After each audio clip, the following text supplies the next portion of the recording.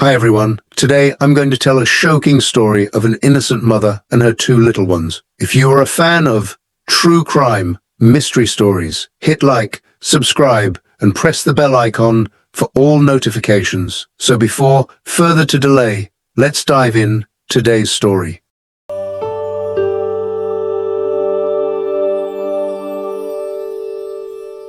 It was a summer morning in Frederick, Colorado, a quiet, safe neighborhood. The kind of place where families left their doors unlocked and kids rode their bikes until sunset. But unfortunately, on August 13th, 2018, that peaceful routine shattered when a pregnant mother and her two little girls suddenly vanished. The pregnant mother name was Shanann Watts. She was a devoted mom, organized, loving, and always juggling work with motherhood. She had just returned home from a business trip at nearly 2 in the morning. By the time the sun came up, she was gone. No messages, no posts, no calls, and for someone as connected as Shanann, that silence felt wrong. Her friend Nicole sensed it immediately. She was the last person to see Shanann alive, and when she couldn't reach her the next day, she drove straight to Shanann's house. The car was still in the garage. Her purse, phone, and even her medication were inside. It was as if she walked into the house and disappeared into thin air. When police arrived, Chris Watts, Shanann's husband, answered the door. His behavior didn't match the situation. He was calm, strangely relaxed, almost rehearsed.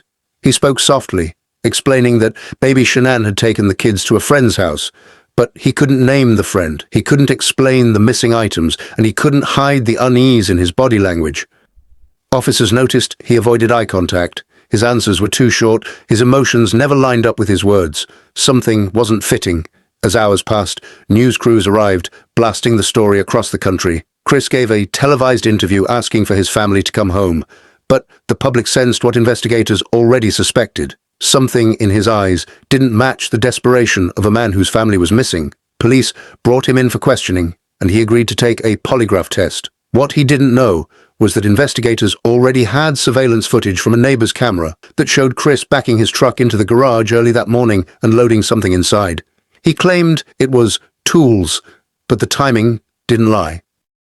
When the polygraph results came back, he failed every major question. Pressed by agents, confronted with evidence, and unable to maintain his story any longer, Chris finally broke. But even then, he tried to twist the truth. He claimed Shanann had harmed their daughters, and in a moment of rage, he reacted. Investigators knew immediately that it wasn't true. His story had changed too many times, and his behavior never matched grief or shock. Eventually, the real truth emerged. Cold, calculated, and devastating. Chris had been having an affair with a co-worker. He wanted out of his marriage, but instead of choosing divorce, he chose to erase his entire family. Early that morning, as Shanann returned from her trip, he ended her life in their bedroom. Their daughters, Bella and Celeste, were still alive, still innocent, still trusting their father, but he ended their lives too, placing their small bodies into oil tanks at his work site, as if trying to bury not just them, but his guilt. When investigators found Shanann in a shallow grave nearby, reality settled into the hearts of everyone watching the case.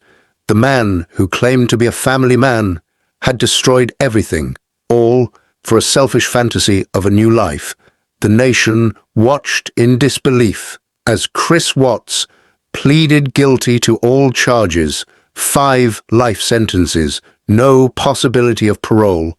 It was a punishment that matched the horror of what he had done.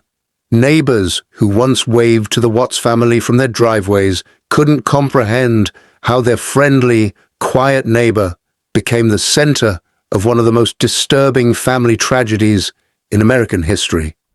Friends who admired the couple online realized how little a picture-perfect life actually reveals, and millions of viewers were left asking the same question.